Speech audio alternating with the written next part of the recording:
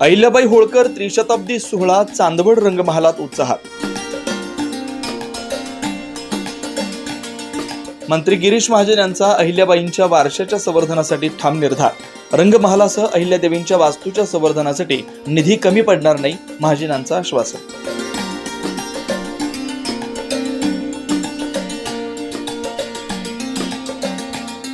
नाशिकच्या चांदवडमध्ये इतिहास साक्षीदार ठरला। चांदवडच्या ऐतिहासिक रंगमहालात आज पुण्यश्लोक अहिल्यादेवी होळकर यांच्या त्रिशताब्दी जन्मोत्सव मोठ्या उत्साहात साजरा झाला। या सोहळ्यात राज्याचे जलसंपदा मंत्री गिरीश महाजन, पणन मंत्री जयकुमार रावल, शालेय शिक्षण मंत्री दादाजी भुसे, आमदार चित्रा वाघ, युवराज यशवंतराव होळकर या अनेक मान्यवर उपस्थित होते। जागर होळकर शाहीचा या कार्यक्रमात अहिल्या सन्मान पुरस्कार प्रदान करण्यात आला, ज्यामध्ये विविध क्षेत्रातील 12 महिलांचा सन्मान करण्यात आला।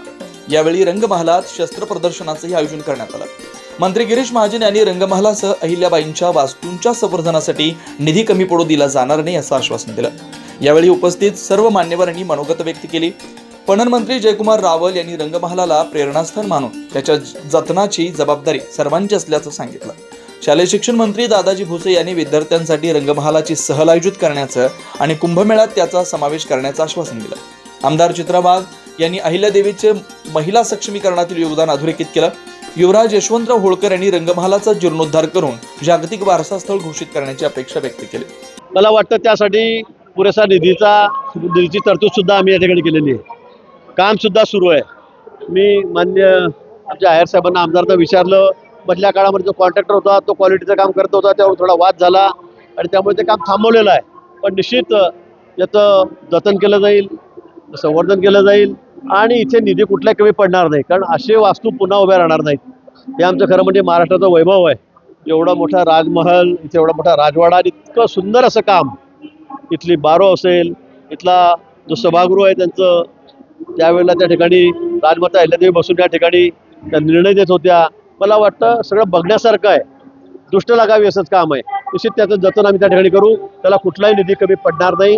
या उपरही इथे राजघराण्याची ही उपराजधानी आहे होळकर परिवाराची, म्हणून या ठिकाणी पूर्णाकृती पुतळा अहिल्यादेवींचा हा चांदवडमध्ये असला पाहिजे अशी मागणी आमदार महोदयांची, सर्व कार्यकर्त्यांची आहे। आम्ही एका वर्षामध्ये या ठिकाणी पूर्णाकृती पुतळा पुण्यश्लोक अहिल्यादेवींचा या ठिकाणी उभा करू। यावेळी राज्याचे जलसंपदा मंत्री गिरीश महाजन, पणन मंत्री जयकुमार रावल, शालेय शिक्षण मंत्री दादाजी भुसे, आमदार चित्रा वाघ, आमदार डॉक्टर राहुल आहेर, आमदार दिलीप बनकर, आमदार नितीन पवार, युवराज यशवंतराव होळकर, अमरजित राजे बारगळ, माजी नगराध्यक्ष भूषण कासलीवाल यांच्यासह अनेक मान्यवर या सोहळ्यास उपस्थित होते। 300 वर्षापूर्वी समाजासाठी, महिलांसाठी, जलसंपदेसाठी आणि न्यायासाठी लढणाऱ्या पुण्यश्लोक अहिल्यादेवी होळकर यांचं कार्य आजही नव्या पिढीसाठी दीपस्तंभ ठरत आहे। चांदवडच्या ऐतिहासिक रंगमहालातून त्यांच्या कार्याचा जागर घडवणारा हा सोहळा त्यांच्या प्रेरणादायी वारशाला वंदन करणारा ठरलाय। 9 न्यूज महाराष्ट्र ब्युरो, नाशिक।